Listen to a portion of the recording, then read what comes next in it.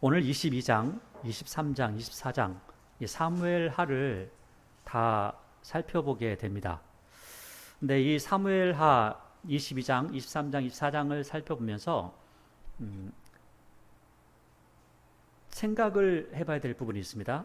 우리는 그냥 사무엘하 22장, 그 다음 23장, 24장 그렇게 똑같이 순서대로 다윗의 인생이 펼쳐지나 보다라고 생각을 할 수가 있습니다. 그런데 그것이 아니라 22장과 23장과 24장은 조금씩 동떨어져 있는 부분을 한꺼번에 기록을 해놓은 겁니다.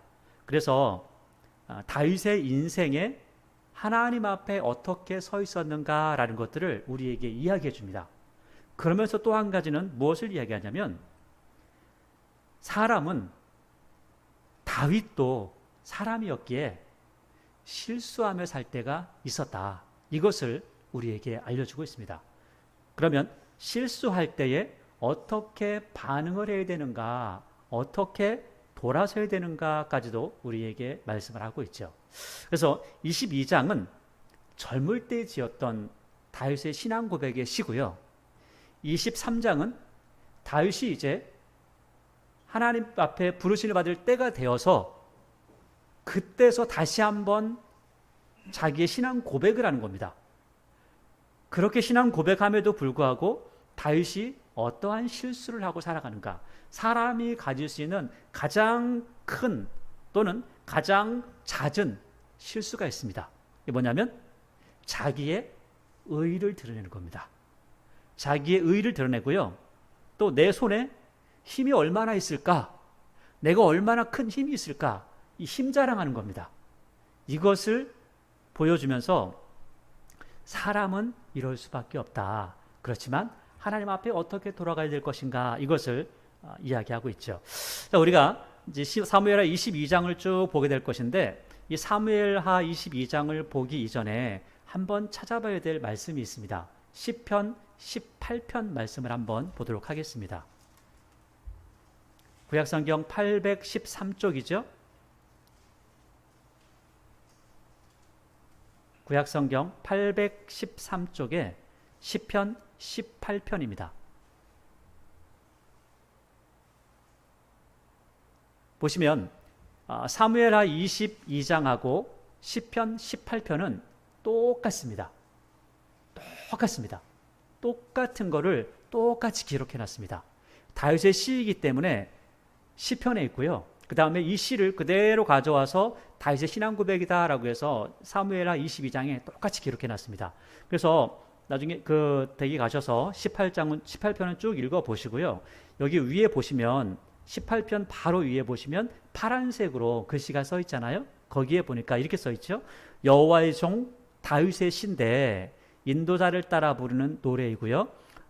여호와께서 다윗을 그 모든 원수들의 손에서와 누구의 손에서요? 사울의 손에서 건져주신 날에 다윗이 이 노래말로 여호와께 아뢰어 이르되 이렇게 합니다. 자, 그러니까 이 시를 지었을 때는 언제 지은 거죠? 나이가 젊었을 때 시를 썼을까요? 나이가 많이 들었을 때 이 시를 썼을까요? 젊었을 때 쓴 겁니다. 굉장히 젊은 날에 이 시를 쓴 겁니다. 그러니까 아마 30대가 지나서 그때쯤 아마 시를 쓴 것 같습니다. 그러니까 자, 이걸 봤으니까 집에서 쭉 한번 읽어보시면 이게 똑같은 구절도 있구나라는 것들을 보시면 되고요. 다시 사무엘하 22장으로 오겠습니다. 22장으로 와서 보시면 22장 1절 보겠습니다. 여호와께서 다윗을 모든 원수의 손과 누구의 손에서요? 사울의 손에서, 똑같죠? 사울의 손에서 구원하신 그 날에, 그러니까 이것은 나이가 많이 들어서 70세에 이제 이 다윗이 70세 하나님의 부르심을 받거든요. 70세에 지은 시가 아니라 30대에 지은 시다. 그러니까 젊은 날에 지은 시라는 거죠. 그러고 보면 젊은 날에 지은 시를 왜 갑자기 이제 다윗이 죽을 때가 돼가지고 이렇게 시를 갖다 집어넣고 이때 쓴 것처럼 하냐? 그게 아니고요.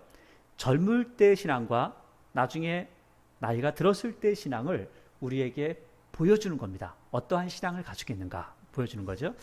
자, 다시 한번 보겠습니다. 22장 1절 여호와께서 다윗을 모든 원수의 손과 사울의 손에서 구원하신 그 날에, 그러니까 젊은 날에 다윗이 이 노래의 말씀으로 여호와께 아뢰어. 그러니까 시를 썼다는 거죠. 그러니까 시를 써가지고 글씨를 써가지고 놓고 노랫말을 만들었다는 거예요. 여러분 이게요. 다윗이 싸움도 잘했지만 뭐도 잘했어요? 시도 잘 썼답니다. 근데 뭘 또 잘했냐면 악기도 잘 다뤘답니다. 굉장히 욕심나는 거죠. 이런 은사가 많으면 얼마나 좋을까요? 우리나라에도 이런 분이 있습니다. 여러분 세종대왕 아시죠? 세종대왕이 절대 음감이었답니다. 그래서 소리를 땡 치면 우리나라 말로 하면 지금으로 하면 도레미파솔 하잖아요. 옛날에는 궁상각시요. 땡 치면은 궁이구만. 땡 치면은 레구만. 다 안다는 거예요. 절대 음감이 있었답니다. 그래서 노래도 지어서 여러분들이 그 드라마를 보면 궁중음악 하면서 아쟁을 막 하면서 하는 그 소리 나잖아요. 그 소리를 궁중음악을 만든 첫 번째 사람이 세종대왕이랍니다. 세종대왕이 만든 그 궁중음악을 가지고 지금도 드라마를 틀어줄 때 그거를 한다는 거예요. 대단한 거죠. 다윗도 그런 은사가 참 많았습니다. 시도 잘 쓰고요. 그 다음에 노래도 잘 만들었죠. 노래를 만들어 사람들한테 가르쳐주고 너 이렇게 노래 불러? 사울이 죽었을 때에도 요나단이 죽었을 때에도 사람들이 죽으면 그렇게 조가를 불러줬습니다. 자, 이렇게 젊은 날에 지었는데 2절에 이르되 이 젊은 날에 이렇게 이야기했다는 거예요. 여호와는 나의 반석이시요 나의 요새시요 나를 위하여 나를 건지시는 자시요. 여러분 나의 반석이라고 하잖아요. 반석이라고 하는 것은 우리나라 같은 경우는 뭐 돌이 큰 게 있어가지고 거기 숨고 하는 경우가 그렇게 많지는 않습니다. 그런데 이스라엘에 가면 그렇지 않아요. 이스라엘은 풀이 없어요. 풀이 없어서 그 은폐물 이렇게 합니다. 그래서 이 사람들이 피할 때는요, 돌 뒤에 피하거나 그런 게 있어야지만이 살 수가 있는 겁니다. 아니, 활을 쏴가지고 화살에 날라와도 이런 게 필요한 거죠. 그 뒤에 숨으면 안전하잖아요. 하나님은 반석입니다. 그러니까 그 나라에 가면, 이 나라에서 이렇게 이런 말을 썼구나라는 것을 아는 거죠. 우리나라 언어는요, 우리나라 사람들만 알아듣는 언어들이 있습니다. 그래서 우리나라 언어를 가지고 시를 써놓으면 그 시 쓴 거를 영어로 번역하면 무슨 말이야? 라고 하는 그런 이야기들이 많이 나올 수 있는 거죠. 자, 여기 보니까 반석이시요 나의 요새시요 나를 위하여 나를 건지시는 자시요. 자, 이것을 보니까 2절이나 3절, 4절 쭉 보시면 이겁니다. 내가 누구한테 피한다는 거죠? 하나님께 피한다는 겁니다. 내가 비록 지금은 돌 뒤에서 피하고 있는 것 같고 요새 안에서 내가 피하고 있는 것 같고 내가 방패를 가지고 나를 막고 있는 것 같지만 내가 힘을 가지고 있는 것 같지만 그게 아니고 하나님 뒤로 숨습니다. 하나님께서 하십니다. 하나님의 능력이 있습니다. 라고 하는 이 고백을 한다는 거예요. 내가 하는 것이 아니라 누가 한다고요? 하나님께서 하십니다. 이 고백이 있는 겁니다. 그러니까 우리가 그 다윗의 시를 보면요. 여러분들이 나중에 그 시편을 쭉 읽어보세요. 다윗이 젊은 날에 지은 시는 굉장히 힘이 있습니다. 힘이 있고요. 야, 나처럼 해봐. 나처럼. 이런 뜻이 많습니다. 나처럼 믿어봐. 나처럼 하나님 앞에 충성을 해봐. 이렇게 합니다. 젊은 사람의 혹이죠. 그런데 나이가 들잖아요. 그럼 뭐라고 하냐면 나는 죄인입니다. 내가 주를 위해서 할 수 있는 게 없습니다. 이런 고백을 합니다. 그러니까 젊을 때에는 사람들도 마찬가지죠. 지금 젊은 사람들은 내가 한 게 최고야. 이제 나이가 점점 들면요. 내가 한 게 아무것도 없어. 겸손해지죠. 그런데도 불구하고 나이 들어서 또 겸손이 사라지는 경우도 있다. 이것도 오늘 또 이야기할 겁니다. 이렇게 이야기하는 겁니다. 여호와는 나의 반석. 이런 신앙 고백을 계속해서 하는 겁니다. 3절에 내가 피할 나의 반석의 하나님이요 나의 방패시요 나의 구원의 뿔이시요. 구원의 뿔이라는 것은 여러분 뿔이라는 거를 우리는 이 뿔이라는 단어를 별로 많이 쓰지 않습니다. 그런데 이스라엘 사람들은 뿔이라는 단어를 많이 씁니다. 실제로 우리나라는 뭐 뿔 가지고 나팔을 부는 경우도 별로 없잖아요. 근데 그리고 우리나라 뿔 해봐야 얼마나 큰 게 나와요? 뭐 소뿔 이거밖에 안 나오잖아요. 근데 이 이스라엘은 뿔이 엄청 긴 짐승들이 많습니다. 그래서 이 짐승들이 그 뿔을 그 짐승들의 뿔을 잘라가지고 나팔을 부는 경우도 많죠. 근데 뿔의 상징이 있습니다. 자, 뿔이 있으면 공격을 할 때 뭘로 공격해요? 뿔로 공격하거든요. 그래서 뿔이라는 것은 권세, 힘을 의미합니다. 그래서 여기서 구원의 뿔이시다는 것은 하나님은 최고입니다. 하나님이 구원하신 분입니다. 이런 뜻을 가지고 있는 거죠. 나의 높은 망대시여. 하나님께서 망대, 저 높은 곳에서 야, 저기 쳐들어온다 알려주시고, 야, 저쪽으로 가서 공격해라 알려주시고, 다 이렇게 한다는 거예요. 그에게 피할 나의 피난처시요 나의 구원자시라. 나를 폭력에서 구원하셨도다. 내가 찬송받으실 여호와께 아뢰리니 내 원수들에게서 구원을 받으리라. 자, 그러니까 지금 3절까지는 보니까 하나님께서 나를 구원하셨어요 라고 하는 거고요. 4절은 하나님께서 나를 지금까지 구원하신 것처럼 미래에도 나를 구원하실 거예요 라고 하는 신앙 고백을 하는 겁니다. 그게 5절 말씀이죠. 그래서 내가 찬송받으실 여호와께 아뢰리니 내 원수들에게서 구원을 받았다 하는 것이 아니라 받을 거야. 하나님께서 나를 구원하실 거야. 왜? 내가 하나님을 높이고 하나님을 의지하니까 그렇다는 거죠.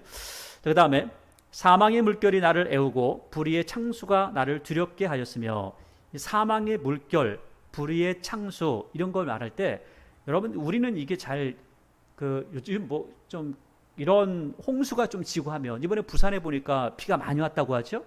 이것 때문에 뭐 물이 굉장히 많이 찼다고 하는데, 우리는 이제 이런 걸 보면서 그런 상황이구나라는 것들을 보는데, 이스라엘에는요 와디라는 게 있습니다. 와디라는 것을 여러분들이 이제 이스라엘에 가서 혹시 보시면 와디가 이런 거구나라고 보실 거예요. 근데 이 와디가 어떤 거냐면 평소에는 그냥 평지입니다. 그런데 비가 오잖아요. 여기에 비가 오지 않았어도 저 위쪽에서 비가 오면 난 가만히 잠자고 있는데 갑자기 물이 넘치는 거예요. 여기 비도 안 왔는데. 그래서 이것을 가지고 전쟁을 할 때 써먹습니다. 전쟁을 할 때 저 위에서 길을 딱 막고 있다가 그 비가 와서 온 거를 탁 터가지고 전쟁할 때 사람들을 그 물 가지고 공격하는 경우가 있습니다. 그래서 이 말이 실제로 거기서는 실제로 통용되는 거예요. 사망의 물결, 그 다음에 불의의 창수가 나를 두렵게 하였다. 수월의 줄이 나를 두르며 사망의 올무가 내게 이르렀도다. 그러니까 그 다윗의 삶을 보면서 우리는 그렇게 생각하죠. 다윗이 하나님을 잘 믿은 이유는 다윗이 믿을만 하니까, 잘 됐으니까, 뭐 한 번도 고난당한 적이 없으니까, 그러니까 하나님을 잘 믿는 거지라고 생각하는데, 그게 아니고 엄청나게 어려운 일들이 많이 있었다는 겁니다. 그럼에도 불구하고 하나님을 믿고 의지했다라는 것들을 이야기하는 거죠. 자, 7절 보세요. 내가 환난 중에서, 다윗은 항상 시를 쓸 때 내가 환난 중에 있다, 내가 고난 중에 있다, 내가 힘듭니다, 내가 고통스럽습니다, 이런 말을 참 많이 씁니다. 왜냐고요? 그의 평생에 이런 일이 많았거든요. 도망다니는 삶이었습니다. 그의 삶이 그랬다는 거죠. 자, 내가 환난 중에서 여호와께 아뢰며 나의 하나님께 아뢰었더니 그가 그의 성전에서 내 소리를 들으시며 나의 부르짖음이 그의 귀에 들렸도다. 하나님께서 들으시고 어떻게 하셨냐? 8절. 이에 땅이 진동하고 떨며 하늘의 기초가 요동하고 흔들렸으니 그의 진노로 말미암음 이로다. 그의 코에서 연기가 오르고 입에서 불이 나와 사르며 그 불에 숯이 피었도다. 그가 또 하늘을 들이오고 강림하시니 그의 발 아래는 어두캄캄하였도다. 하면서 지금 이 8절부터 보니까 아주 이상한 얘기를 하죠. 잘 못 알아들 이야기 하잖아요. 아니 뭐 땅이 진동하고 뭐 하늘이 어쩌고 저쩌고 이렇게 이야기하는데 이게 뭘까? 라고 보니까 11절을 보시면 이게 조금 이해가 됩니다. 11절을 보니까 뭘 타고요? 구룹을 타고 나르시며 바람날개 위에 나타나셨도다. 자, 보니까 하나님께서, 다윗이 하나님 앞에 기도하니까 하나님께서 들으시고 응답하셨다는 거예요. 그런데 다윗이 환상 중에 보는 겁니다. 뭘 보냐면 이 위의 일들이 실제 하나님께서 지금 화가 나셨구나, 내 기도를 들으시고 내 편 되셨구나 라는 것들을 보면서 11절에 그룹을 탔다라고 하잖아요. 그룹이라는 것은 천사입니다. 케루핌이라는 천사예요. 케루핌이라는 천사인데 그룹을 탔다. 그래서 이 그룹이라는 단어가 창세기에도 나오죠. 창세기에 보니까 하나님께서 아담이 죄를 지니까 에덴 동산에서 쫓아내고 그룹과 두루 도는 화영검을 두고 못 들어오겠다 이렇게 하잖아요. 이 그룹은 케루핌이라는 천사입니다. 이 천사를 통해서 하나님께서 일을 하신다는 거죠. 이 천사가 하나님을 호위하고 있더라. 그러면서 내 주위에 하나님의 영광을 통해서 그 모든 원수들을 이기게 하셨다. 이 부분을 이야기하는 겁니다. 아, 내가 왜 이기나 봤더니, 내가 왜 전쟁에서 승리하나 봤더니 하나님께서 나와 함께 하시더라. 이런 이야기를 하는 겁니다. 12절 보세요. 그가 흑암 곧 모인 물과 공중의 빽빽한 구름으로 들린 장막을 삼으시며 그 앞에 있는 광채로 말미암아 숯불이 피었도다. 아니 뭐 숯불이 피었다는 건, 이 숯불이 피었다는 것은 사람이 표현할 수 있는 겁니다. 그냥 하나님께서 하나님의 모습을 이렇게 보는데 표현할 방법이 없는 거예요. 아니 가만히 있는데 보니까 숯불처럼 뭐가 막 피어나, 불이 막 피우고 있어. 이렇게 표현을 하는 겁니다. 그러니까 사람의 언어의 한계고요, 경험의 한계입니다. 그러니까 하나님께서 하시는 일을 그냥 말로 표현할 뿐이에요. 근데 이게 어떻게 나타날지는 모르는데 갑자기 이런 일들이 있더라 표현을 하는 거죠. 그 다음에 14절 여호와께서 하늘에서 우레소리를 내시며 지존하신 자가 음성을 내시며 화살을 돌려 그들을 흩으시며 번개로 무찌르셨도다. 여러분 보세요. 이런 걸 보면 신기하죠. 하나님께서 말씀하셨다는데 들은 사람이 없네? 이렇게 하잖아요. 그럴 수 있잖아요. 그런데 여러분 보세요. 하나님이 우리가 크기로 본다면 하나님이 얼마나 크실까요? 우리만 할까요? 저만 할까요? 아니면 저보다 한 10배 크실까요? 아니에요. 그분은 우주에 편만하시답니다. 우주의 전체를 덮고 계신대요. 그러니까 작은 분이 아니라는 거예요. 그래서 솔로몬이 하나님 앞에 하나님을 위해서 내가 성전을 지었습니다 라고 하니까 하나님께서 뭐라고 해요? 야, 내가 거기 들어가 있겠냐? 나는 거기 들어가 있을 만큼 작지 않아. 그런데 네가 지었으니까 그래, 내가 마음을 표할게. 내 이름을 거기에 둘게. 뭐냐면 여러분 옛날에 보면 집을 짓잖아요. 집을 지으면 집 앞에다가 꼭 뭘 달았죠? 문패를 달았습니다. 자, 문패를 달면 그 문패에다가 힘이 있는 사람의 이름이 딱 들어가 있어요. 그럼 도둑놈이 들어올 수 있어요, 없어요? 경찰서장에 문패가 있는 겁니다. 대통령의 문패가 있는 겁니다. 자, 그럼 도둑놈이 들어올 수 있어요, 없어요? 못 들어오죠. 경호원이 있는데 큰일 나죠. 오면 하나님의 이름이 거기 있다는 거예요. 그래서 하나님께서 보호하신다는 겁니다. 근데 어느 날 문패가 떨어지면 그 주인이 없다는 거죠. 그 주인이 떠나는 날은 거기는 망하는 겁니다. 그래서 하나님께서 이스라엘이 망할 때 뭐라고 하시냐면 내가 떠나간다 이렇게 말씀하세요. 그러니까 이스라엘이 망하는 거죠. 예루살렘이 파괴되는 겁니다. 그런 부분들을 이야기하죠. 하나님은 크신 분이라는 거예요. 엄청나게 크신 분. 그래서 그분의 목소리, 그분의 뭐 이런 것들을 다 얘기하면 아, 못 알아들을 수 있다. 아, 못 알아듣는구나. 이것들이 다 이해가 됩니다. 물론 하나님께서 알아듣게 말씀도 하시죠. 그러니까 예수님의 모습이 되어서 사람의 모습이 되어서 오신 분이 바로 예수님인 거죠. 그런데 여러분 지구 돌아가는 소리가요. 얼마나 클까요? 이 지구 돌아가는 소리가 안 날까요? 이 지구 돌아가는 소리가 엄청나게 크답니다. 그런데 사람은요. 소리가 여기서부터 여기까지 있다고 보면 사람이 들을 수 있는 소리는 이만큼밖에 안 된답니다. 너무 커도 안 들리고 너무 작아도 안 들리고 이게 사람이 들을 수 있는 한계라는 거예요. 사람이 경험할 수 있는 한계라는 거죠. 그러면 이 큰 하나님 또 이 작은 것들 속에서 움직이는 하나님 우리는 볼 수 없다는 거죠. 그런데 하나님은 여전히 지금도 일하고 계시고 하나님께서는 지금도 우리와 늘 동행하신다고 고백을 하고 있는 겁니다. 다윗이 그렇게 고백을 하고 있는 거죠. 자, 그 다음에 10절을 보세요. 이럴 때 여호와의 꾸지람과 콧김으로 말미암아 물밑이 드러났고 세상의 기초가 나타났도다. 그가 위에서 손을 내미사 나를 붙드시며 많은 물에서 나를 건져내셨도다. 여러분 많은 물에서 나를 건져냈다라고 하잖아요. 많은 물에서 건져냈다라고 하는데 성경에서 보면 물이라고 하는 단어를 바다라고 하는 단어를 때로는 굉장히 안 좋게 씁니다. 바다라고 할 때는 바다를 때로 표현할 때 뭐라고 쓰냐면 우리도 시적인 표현들이 있잖아요. 바다를 표현할 때는 그 사탄이 사는 곳이라고 표현도 합니다. 그만큼 물이라고 하는 단어를 할 때 고통, 고난 그런 것들을 이야기하고 있는 거죠. 자, 그래서 물에서 나를 건지셨다 시적 표현이지만 고난에서 나를 건져내셨다라는 것들을 이야기하고요. 18절 나를 강한 원수와 비호하는 자에게서 건지셨으며 그들은 나보다 강했기 때문입니다. 하나님께서 나를 도우시는데 왜 도우시냐면 하나님이 나보다 더 강하셔서 나보다 강한 저 적들을 다 이길 수 있어 라고 하는 거죠. 하나님을 내가 의지하니까 그랬다는 겁니다. 20절 나를 또 넓은 곳으로 인도하시고 나를 기뻐하심으로 구원하셨도다. 여호와께서 내 공의를 따라 상 주시며. 여러분 이거 굉장히 중요한 의미입니다. 보세요. 21절을 보니까 이렇게 이야기해요. 여호와께서 내 믿음을 따라 상 주십니까? 공의를 따라 상을 주십니까?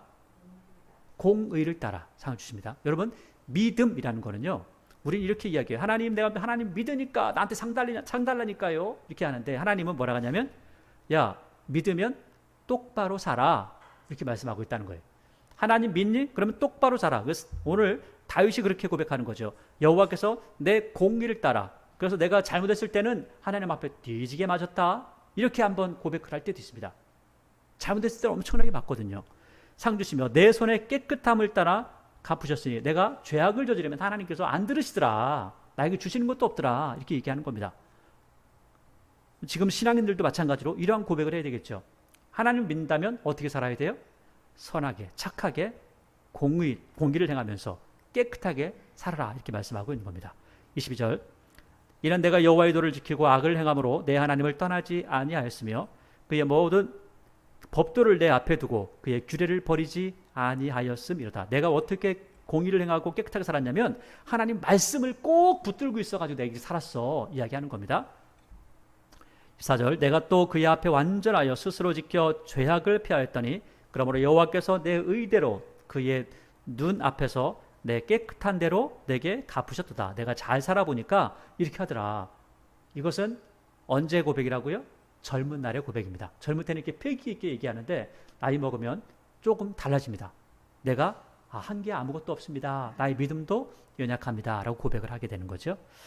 26절 자비한 자에게는 주의 자비하심을 보이시고 완전한 자에게는 주의 완전하심을 보이시며 깨끗한 자에게는 주의 깨끗함을 보이시며 사악한 자에게는 주의 거스르심을 보이시리로다. 주께서 곤고한 백성은 구원하시고 교만한 자를 살피사 낮추시리라 하면서 지금 하나님께서 다윗을 이렇게 구원하였습니다 라는 것들을 쭉 고백을 하고 있습니다. 자, 이 부분은 여러분들이 이제 시편 18편과 더불어서 쭉 끝까지 읽어보세요. 이제 그 부분 하나님께서 구원하신 부분을 이야기하고 있으니까. 자, 그 다음에 23장으로 한번 넘어가 보겠습니다. 23장 1절부터 7절까지의 모습을 살펴보고 8절부터는 쭉 읽어보시면 될 텐데 여기 보니까 23장은 이렇게 먼저 이야기하죠. 이는 다윗의 어떤 말이라고요? 마지막 말이라는 거예요. 이제 다윗의 생명이 끝나간다는 겁니다. 자, 마지막 말인데 뭐라고 하냐면 이새의 아들 다윗이 말하며 높이 세워진 자, 야곱의 하나님께로부터 기름 부음 받은 자, 이스라엘의 노래 잘하는 자가 말하노라. 그러니까 다윗이 자기를 이야기할 때 뭐라고 하냐면 나는 하나님께서 높이 세우셨어. 하나님께서 나를 기름 부으셨어. 나 노래도 잘해. 이렇게 하는 거죠. 그러면서 2절에 여호와의 영이 나를 통하여 말씀하시며 그의 말씀이 내 혀에 있도다. 여러분 우리의 마지막의 고백이 이런 고백이 되어야 됩니다. 우리 마지막 하나님께서 우리를 부르실 때 하나님께서 내가 마지막으로 너희들에게 유언한다. 근데 내 말이 아니야. 하나님의 말씀이야. 하나님의 말씀을 충만하고 성령으로 충만한 거죠. 그러니까 이렇게 이야기하는 거죠. 그러면서 이렇게 이야기하죠. 3절에 이스라엘 하나님이 말씀하시며 이스라엘의 반석이 되게 이르시기를 사람을 공의로 다스리는 자, 하나님을 경외함으로 다스리는 자요. 하나님께서 이렇게 말씀하신다는 거예요. 다윗을 이렇게 평가를 하신다는 겁니다. 이 정도 평가면 엄청난 거죠. 하나님께 이러한 평가를 받는다면 얼마나 큰 평가예요. 자, 4절 보세요. 그는 돋는 해의 아침빛 같고 구름 없는 아침 같고 비 내린 후에 광선으로 땅에서 오미 돋는 새풀 같으리라 하시도다. 내 집이 하나님 앞에 이같지 아니하냐. 하나님이 나와 더불어 영원한 언약을 세우사 만사에 구비하고 견고하게 하셨으니 나의 모든 구원과 나의 모든 소원을 어찌 이루지 아니하시랴. 하나님 말씀대로 살아가니까 하나님 앞에 잘 보이니까 하나님 말씀 따라 살아갔기 때문에 하나님께서 나에게 이런 은혜를 베풀지 않으시냐 이렇게 이야기하는 거죠. 자, 그러면서 6절 보세요. 그러나 사악한 자는, 그러니까 지금 다윗이 아니고 사악한 사람은 다 내버려질 가시나무 같으니 이는 손으로 잡을 수 없음이로다. 그것들을 만지는 자는 철과 창자루를 가져야 하리니 그것들을 당장에 불살리리라 하니라 하면서 하나님을 섬기고 하나님 말씀 안에 살았던 이 다윗의 모습은 하나님께서 끝까지 보호하시지만 하나님 말씀대로 살지 않은 사람들 하나님께서 어떻게 하신다고요? 다 없애버린다. 그래서 결국 이 나중에 이 부분을 우리가 이제 신약 성경으로 가게 되면 이 사람들은 어디로 가게 되느냐? 결국 지옥으로 가게 되지 않냐? 지옥에서 불타오르지 않냐라는 것들을 이야기합니다. 그리고 23장 8절부터는 다윗의 용사들을 이야기해요. 근데 이 부분은 여러분들이 쭉 읽어보세요. 그냥 읽어보시면 아, 이런 사람들이 있었구나라는 것들을 이야기하는데, 그러면서 24장으로 넘어갑니다. 24장은요. 지금 23장 같은 건 다윗의 마지막 말이라고 그랬잖아요. 그러면 24장을 기록할 필요가 있을까요? 없을까요? 없겠죠. 그런데 이것을 하나 집어넣습니다. 다윗이 마지막 죽기 전에 이러한 일도 했다라고 하는 것을 이야기합니다.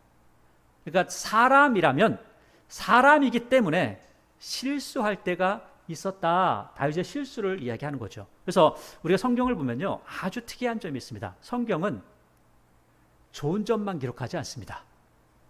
성경은 사람이, 아니 하나님을 믿는 사람들이 실수했던 것들, 때로는 아주 큰 죄악을 저질렀다고 다 기록합니다. 아니 심지어는 뭐 노아가 술을 먹고 뻘거벗었더라 이런 것까지 기록하고 있는 거 아니에요?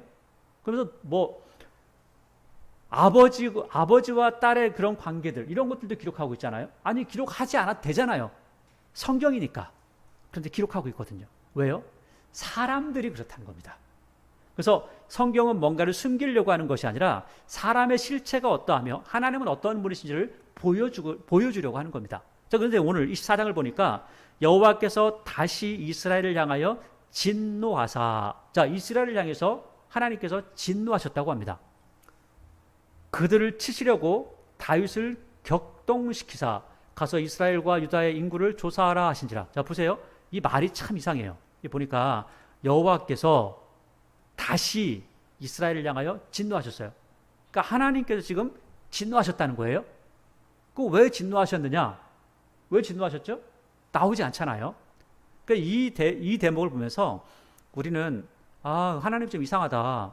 하나님 뭐 왔다 갔다 하고 뭐 마음에 안 들면 화냈다가 마음에 들면 좋아하셨다가 뭐 이러시나? 이런 생각을 하는 경우가 있습니다. 그리고 그 다음에 다윗을 격동시켰다. 아니 하나님이 다윗을 격동시키면 아니 누구를 믿어요? 믿을 수가 없잖아요. 그런데 이 부분에 대해서 번역을 다시금 합니다. 그러면서 이거를 다시 역대하에 보면, 역대상에 보면 다시 이걸 기록하고 있어요. 역대상 21장 1절을 한번 보고 오는 게 좋을 것 같습니다. 지금 사무엘하고 그 다음에 열왕기 그 다음에 역대상이죠.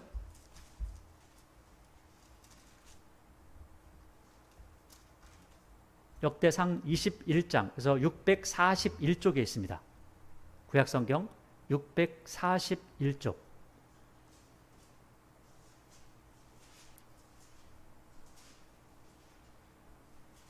(641쪽) 역대상 21장이죠. 여기 보니까 1절에 이렇게 이야기합니다. 사탄이 일어나. 누가 일어나요? 사탄이 일어나.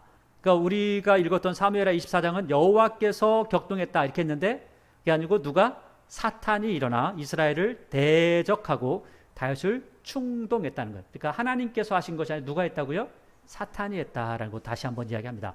이스라엘을 계수하라 하니라. 자, 다시 24장으로 넘어오겠습니다.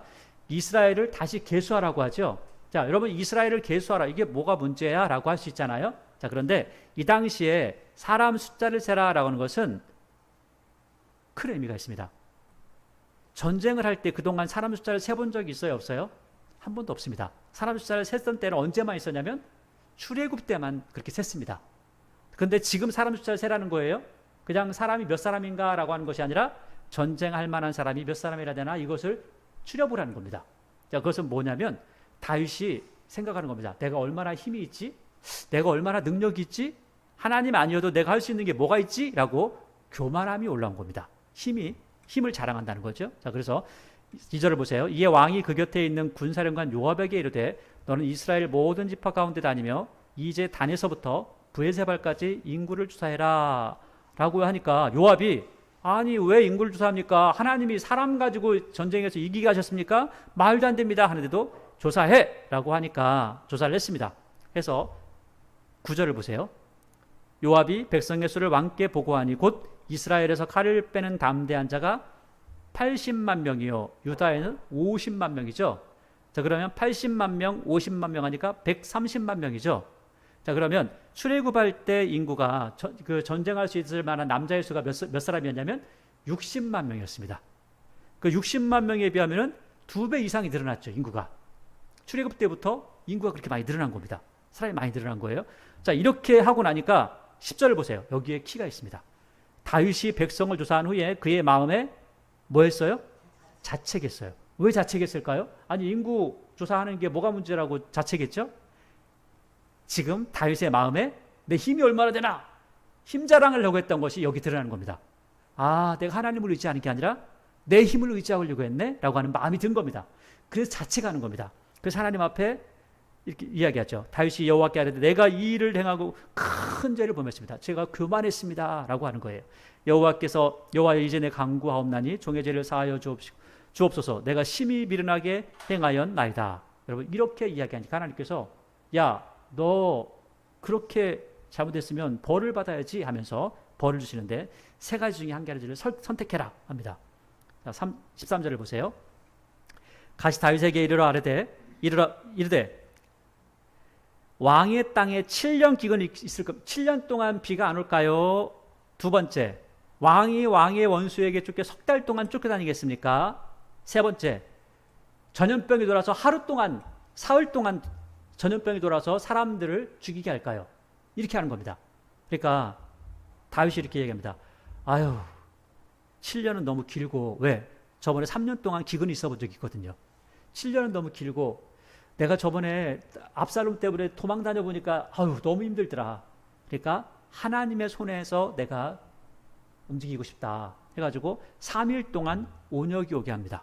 전염병이 돌게 합니다. 자, 이것을 합니다 하니까 14절 보세요. 다윗이 가데게 이르되 내가 고통 중에 있도다 청하건대 여호와께서는 긍휼히 크시니 우리가 여호와의 손에 빠지고 내가 사람의 손에 빠지지 아니하기를 원하노라. 자, 이 보니까 자기가 누구의 손에 빠진다고요? 여호와의 손에 빠진다고 하잖아요. 여호와의 손에 빠지는데 그 뒤에 보니까, 그 앞에 보니까 어떤 말을 덧붙이냐면 여호와께서는 뭐가 크다고요? 긍휼이 크시니까. 하나님께서 긍휼이 크시니까 혹시 몇 사람 죽으면 긍휼을 베푸셔서 안 죽이실 거야. 하나님의 속성을 아는 겁니다. 이렇게 이야기한 거예요. 그러니까 15절 이에 여호와께서 그 아침부터 정하신 때까지 전염병을 이스라엘에 내리시니 단에서부터 브에세바까지, 이 단에서부터 브에세바까지라고 하는 것은요, 백두에서 한라까지 하는 말과 똑같습니다. 전국에 걸쳐서 이렇게 이야기하는 거예요. 그래서 단에서부터 브에세바까지 백성이 죽은 자가 7만 명이 죽은 겁니다. 7만 명이 죽으니까 엄청난 사람이 죽었잖아요. 엄청난 사람이 죽으니까 다윗은 이렇게까지 많이 죽을 거라고 생각을 못한 거예요. 그러니까 이렇게 이야기합니다. 16절 천사가 예루살렘을 향하여 그의 손을 들어 멸하려 하더니 여호와께서 그 재앙 내심을 뉘우치사 백성을 멸한 천사에게 이르되 족하다 이제는 내 손을 거두라 하시니 여호와의 사자가 여부스 사람 아라우나의 타닥마당 곁에 있는지라. 7만 명을 죽이고 예루살렘에 있는 사람들 다 죽이려고 하는데 하나님께서 야야 그만 죽여 이렇게 말씀하신 겁니다. 그러니까 보니까 다윗이 하나님을 잘 알고 있었죠. 하나님은 뭐가 크시다고요? 긍휼이 크시다. 긍휼을 베푸신다. 이렇게 하는 겁니다. 그러니까 17절 보세요. 다윗이 백성을 치는 천사를 봤습니다. 원래는 보이지 않죠. 근데 영안이 열린 거예요. 본 거예요. 곧 여호와께 아뢰되 이르되 나는 범죄하였고 악을 행하였거니와 내가 범죄했습니다. 그런데 이 양머리는 뭐 했습니까? 내가 범죄했는데, 내가 교만했는데 왜 이 사람들 칩니까? 청하건대 주의 손으로 나와 내 아버지 집을 주소. 내가 차마 못 보겠습니다. 내가 죄를 지었는데 왜 저 사람들 죽입니까? 라고 하는 거죠. 그래서 18절에 이날에 가시 다윗에게 이르러 다윗에 그에게 아뢰되 올라가서 여부스 사람 아라우나의 타작마당에서 여호와를 위하여 제단을 쌓아줘서 하매 여기서 제단을 쌓고 하나님 앞에 예물을 드리고 제사를 드립니다. 자, 보세요. 이 보니까 18절 보세요. 다시 한번 이날에 갓이 다윗에게 이르러 그에게 아뢰되 올라가서 여부스 사람 아라우나의 타작마당이라고 하잖아요. 여호와를 위하여 제단을 쌓았다라고 했는데 여기가 어디냐면 여러분들이 예루살렘을 TV에서 혹시 보셨어요? 보시면 예루살렘 성에 보니까 그 큰 어떤 성 하나가 건물이 있고 그 위에 이렇게 도물이 있죠. 그 다음에 황금색으로 칠해져 있는 거 혹시 보셨나요? 거기를 성전산이라고 합니다. 그 성전산이 어디냐면 바로 여기입니다. 아라우나의 타작마당입니다. 그래서 이 아라우나의 타작마당 또는 성전산 이곳을 또 어디라고 하냐면 모리아산이라고 합니다. 모리아산이 누가 제사를 드렸죠? 아브라함이 이삭을 하나님 앞에 드렸던 그곳입니다. 지금 그래서 거기에 성전이 있는 겁니다. 근데 이 성전을요, 지금은 누가 가지고 있냐면 기독교인이 가지고 있거나 아니면은 유대인이 가지고 있지 않습니다. 여기는 이슬람이 가지고 있습니다. 이슬람 구역이에요. 지금 여기 기독교인들은 여기 못 들어갑니다. 성전산에. 왜요? 이슬람이니까. 무슬림들만 여기 들어가서 예배를 드리는데 여기서 무슬림들도 예배는 안 드립니다. 예배는 따로 그 옆에서 또 예배를 드립니다. 근데 아무튼 거기가 아라우나의 타작마당이고 성전산이고 그 다음에 다윗이 아브라함이 이삭을 드렸던 그 산이라는 거예요. 그 산을 지금 예루살렘이라고 해서 거기다 성전을 짓고 하나님 앞에 예배드리는 장소가 되었다는 겁니다. 자, 그래서 그 아라우나가 이렇게 이야기합니다. 아유, 내가 이렇게 귀한 일을 하는데 하나님 앞에 내가 모든 걸 드리겠습니다 라고 하니까 24절 왕이 아라우나에게 이르되 그렇지 아니하다. 내가 공짜로 받고 공짜로 하나님 앞에 예배드릴 수 없다. 내가 값을 주고 내게서 살이라. 값없이는 내 하나님 여호와께 번제를 드리지 아니하리라고 다윗이 은 50세겔로 타작마당과 소를 사고 그곳에서 여호와를 위하여 제단을 쌓고 번제와 화목제를 드렸더니 이에 여호와께서 그 땅을 위한 기도를 들으심에 이스라엘에게 내리는 재앙이 그쳤더라 하면서 사무엘하가 맞춰집니다. 그리고 열왕기상이 시작되면서 열왕기상에서 결국 다윗이 죽는 모습을 이야기하고 있죠. 여러분, 여기서는 세 가지의 테마를 이야기합니다. 첫째는 다윗이 젊었을 때 신앙이 어떠했는가. 둘째는요, 나이 들었을 때 신앙이 어떠했는가. 우리가 읽어보니까 훨씬 더 성숙하죠. 자기 자랑하는 것도 없죠. 하나님께서 이렇게 말씀하십니다 라고 하는 그런 고백만 하고 있죠. 자, 이렇게 하나님을 잘 섬기는 사람임에도 불구하고 마음속에서 뭐가 일어날 수 있다고요? 교만한 마음이 일어날 수 있다는 거예요. 자, 그럴 때 빨리 돌이킬 수 있는 지혜가 필요합니다. 오늘 다윗이 그랬죠. 딱 조사하고 난 다음에 아차, 잘못했구나. 내가 아무리 빨리 그렇게 하나님 앞에 돌이킨다 할지라도 뭐는 받을 수 있다? 징계는 받을 수 있다. 아이, 금방 이렇게 잘못했다고 했는데 나한테 하나님 왜 이래요? 라고 할 필요는 없습니다. 하나님을 믿는 사람들은요, 교만하지 아니하고 하나님께서 무슨 말씀을 하시는지 그 말씀을 따라 선하게 살아가는 것, 이것이 바로 다윗의 삶이었고, 때로는 실수할 수 있지만 항상 하나님만을 더욱더 의지하고 바라볼 수 있는 그 믿음을 가지고 있다면 다윗처럼 하나님 앞에 더욱더 큰 칭찬받는, 또 사람들에게 존경받는 그러한 신앙인의 모습이 될 것입니다. 다윗과 같은 그러한 신앙의 모습이 저와 여러분 안에 늘 흘러넘치기를 원합니다. 기도하겠습니다.